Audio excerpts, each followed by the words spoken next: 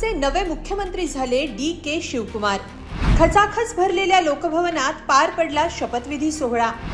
हातात संविधान घेत डी.के. शिवकुमारांनी घेतली सीएम पदाची शपथ। एंट्री ते शपथ घेईपर्यंत काय काय घडलं? कर्नाटकमध्ये अखेर डी.के. पर्वाला सुरुवात झाली आहे। काँग्रेसचे संकटमोचक म्हणवणारे डी.के. शिवकुमार आता कर्नाटकचे मुख्यमंत्री झालेत। शपथविधीचा हा सोहळा कर्नाटकातल्या लोकभवन इथल्या ग्लास हाऊस मध्ये पार पडला। या सोहळ्याला नेते कार्यकर्त्यांसह लोकांची प्रचंड गर्दी होती।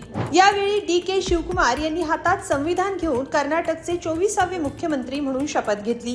पण शपथविधीसाठी स्टेजवर पोहोचण्यापूर्वी तिथं नेमकं काय काय घडलं सगळं सविस्तर पाहूया या व्हिडिओतून। 30 मे रोजी झालेल्या काँग्रेस विधिमंडळ पक्षाच्या बैठकीत शिवकुमार यांची पक्षाचे नेते म्हणून निवड झाली।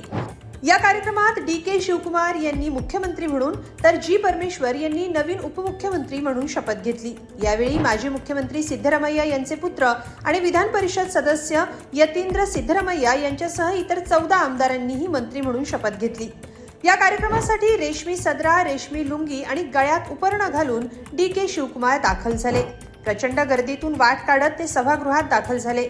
आत येताच त्यांनी पहिल्यांदा समोर बसलेल्या आईचे आशीर्वाद घेतले। त्यांच्या शेजारी दिवंगत विलासरावांची पत्नी बसली होती। त्यांच्याकडूनही शुभेच्छा स्वीकारत डी.के. शिवकुमार पुढे गेले।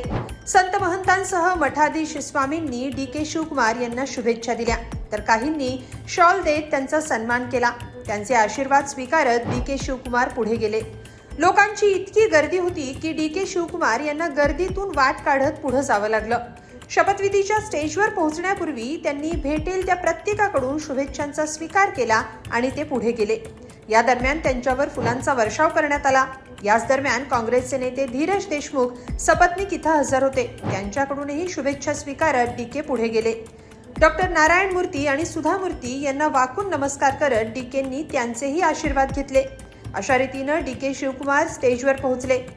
इथं राहुल गांधी, मल्लिकार्जुन खरगे, रणदीप सुरजेवाला आणि के.सी. वेणुगोपाल यांच्यासह माजी मुख्यमंत्री सिद्धरामय्या उपस्थित होते।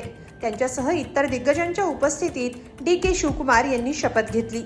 राज्यपाल थावरचंद गेहलोत यांनी त्यांना पद आणि गोपनीयतेची शपथ दिली। या व्यतिरिक्त K G. George, M B. Patil, Ramalinga Reddy, Satish Jakholi, Krishna Byregowda, Priyank Kharge, U T. Khader, Eshwar Khandre, Yathindra Siddaramaiah, Byrathi Suresh आणि शरण प्रकाश पाटील यांनी मंत्री म्हणून शपथ घेतली। डी.के. शिवकुमार हे काँग्रेसचे संकटमोचक नेते म्हणवले जातात। डी.के.चा जन्म 15 मे 1962 रोजी रामनगर जिल्ह्यातल्या कनकपुरा इथं झाला। अत्यंत तरुण वयात म्हणजेच वयाच्या 20व्या वर्षी त्यांनी युथ काँग्रेसमधून आपल्या राजकीय प्रवासाला सुरुवात केली। 1989 मध्ये त्यांनी कनकपुरा मतदारसंघातून पहिली विधानसभा निवडणूक जिंकली।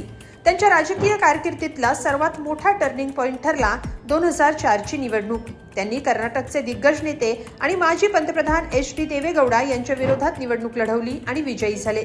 चुरशीच्या लढाईत शिवकुमार यांनी देवेगौडा यांच्यासारख्या महाकाय नेत्याला पराभूत करून जायंट किलर ठरले। विशेष म्हणजे सलग 8 वेळा विधानसभा निवडणूक जिंकलेले डी.के. एकदाही हरलेले नाही। आता ते कर्नाटकचे नवे मुख्यमंत्री झालेत। आता ते कर्नाटकचा कारभार कसा हाकतात हे पाहणं महत्त्वाचं असेल। पण तुम्हाला काय वाटतं? कमेंटमध्ये नक्की लिहा आणि lokmat.com ला सबस्क्राईब करा। धन्यवाद।